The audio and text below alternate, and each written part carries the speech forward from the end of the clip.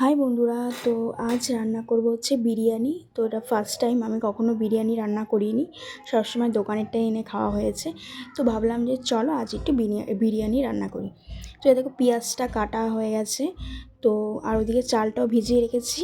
তো এখন বেরেস্তা করব, তো এর জন্য পেঁয়াজটা ভেজে নিচ্ছি। তো ফার্স্ট টাইম করছি, জানি না কিছু ভুল টুল হচ্ছে কি না। তো যদি কিছু ভুল হয়ে থাকে, তোমার যদি কেউ জেনে থাকো অবশ্যই কিন্তু কমেন্টে জানিও। তো এদিকে মাংসটা হচ্ছে গিয়ে নুন হলুদ দিয়ে আর তেল দিয়ে একটুখানি মাখিয়ে রেখেছিলাম।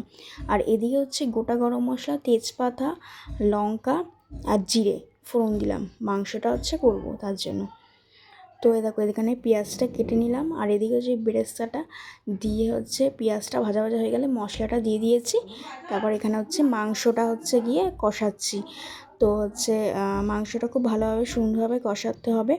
আর এখানে আলুটা সিদ্ধ করে নিয়েছি হলুদ আর নুন দিয়ে। তো এই দেখো মাংসটা খুব সুন্দর করে কষিয়ে নিচ্ছি। আর মাংসের তো ঝোল হবে না, নর্মাল কষা কষা হবে। তো দেখো সুন্দর করে কষিয়ে নিচ্ছে। আর এইদিকে আমি বসিয়ে দিয়েছি ভাত, আর হচ্ছে ভাতের মধ্যে হচ্ছে গোটা গরম মশলা দিয়েছি, তেজপাতা দিয়েছি, আর একটুখানি রিফাইন তেল দিয়েছি, যাতে হচ্ছে ভাতটা ঝরঝরে হয়।